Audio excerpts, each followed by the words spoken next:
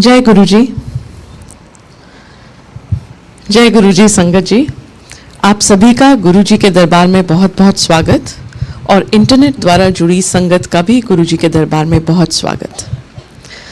The fall is here, संगत जी, and it's beautiful. And nature motivates and educates you so much.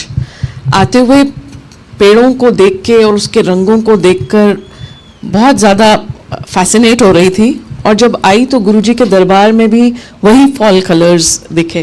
Guruji is literally dressed in the evergreen and the orange of the fall. So I thought I will share a little bit of whatever I understood. पेड़ जो होते हैं वो fall में अपने पत्ते गिरा देते हैं। ये नेचर का हुक्म है, मतलब ये ईश्वर का हुक्म है कि वो अपने पत्ते फॉल में गिरा दें। उसके पीछे ईश्वर की लॉजिक है कि इस ऐसी जगह पर जहाँ स्नोफॉल होती है, पेड़ों के पत्ते अगर पेड़ों से ही लगे रहेंगे तो जब स्नोफॉल होगी उसका वेट वो लीव्स सह नहीं पाएंगे, और उस वेट से इतना वे डाउन हो जाएगा ब्रांचेस कि ब्रांचेस टूट सकती हैं। तो इसलिए स्नो आने से पहले ही भगवान हुक्म दे देते हैं पेड़ों को कि वो अपने पत्ते गिरा दें, और वो पेड़ क्वेश्चन नहीं करते, वो उसको आर्ग्यू नहीं करते, वो कोशिश नहीं करते कि नहीं नहीं ये पत्ता गिराना नहीं, वापस चिपकाओ कि मेरी ब्यूटी खराब हो जाएगी या जो वॉट एवर रीजन।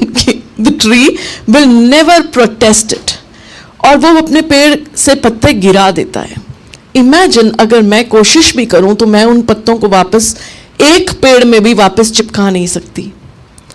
और फिर जब विंटर आती है तो वही तना जो है वो instead of being externally focused, it starts focusing on it's inner self. Winter में वो पेड़ अपने अंदर ही अंदर काम करता है, अपनी एनर्जी को कंजर्व करता है, अर्थ से न्यूट्रिशन लेता है, बाहर की विंटर से अपने आप को प्रोटेक्ट कर रहा होता है, लेकिन कहीं ना कहीं वो ईश्वर से जुड़ा हुआ होता है। उसे विश्वास होता है कि जब टाइम आएगा मैं फिर पत्ते निकालूंगा।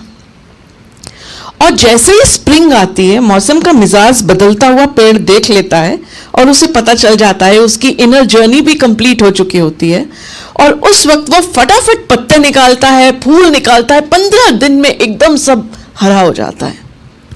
How beautiful! जो बोल नहीं सकते, जो एक जगह से दूसरी जगह खेल नहीं सकते, वो भी ईश्वर का हुक्म इतने अच्छे से समझते हैं और उसको फॉलो करते हैं। और एक हम हैं कि हमें वो हुक्म समझ नहीं आता। जब भी जिंदगी में लगे कि गिरते हुए पत्तों को हम चिपकाने की कोशिश कर रहे हैं, एक इम्पॉसिबल टास्क कर रहे हैं, और जिंदगी वो पत्तों की तरह गिरी जा रही है और हमारी फेवर में नहीं है, उस वक्त हमारा टाइम उन पत्तों को चिपकाने का नहीं होता, लेकिन उस तने की तरह अंदर जाकर गुरुजी से जुड़ने का होता है, डायरेक्ट कनेक्शन। जब जिंदगी में लगे कि हम बहुत ज्यादा स्ट्रगल करें, life is not meant to be full of struggles. The law of nature is such कि अपने आप सब होता है।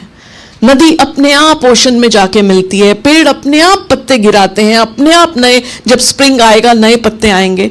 तो जब लगे कि बहुत ज्यादा स्ट्रगल है तो उसका मतलब है कि वो ईश्वर का हुक्म नहीं है।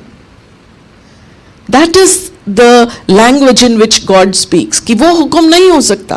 तो तब क्या करो? बैठ जाओ, गुरुजी के पास आओ, just leave it to him, let him change the conditions. उन्हें मौसम का मिजाज बदलने दो, उस वक्त गुरुजी से जुड़ो, और जैसे ही मौसम का मिजाज बदले, इनएक्टिव नहीं होना है, उस वक्त पकड़ के भागो जो आपको करना है।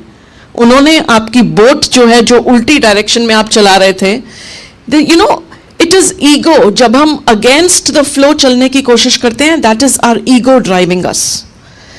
जैसे ही हम उसे छोड़ दें, यहां दरबार में आके बैठ के बस अब नहीं होता, हमसे नहीं हो रहा है, गुरुजी अपने आप आपकी बोट को राइट डायरेक्शन में टर्न कर देंगे, अपने आप मौसम का मिजाज बदल देंगे।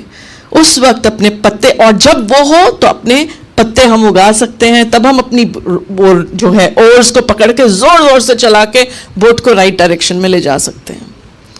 So life is not meant to be inactive, but to understand that we are active only in accordance to the hukum of God. I just thought I'll share this with you. आज सत्संग की सेवा जो है वो Anshuman uncle और sushi aunty को मिली है. I would invite them to please come and share their satsang. जय गुरु जी.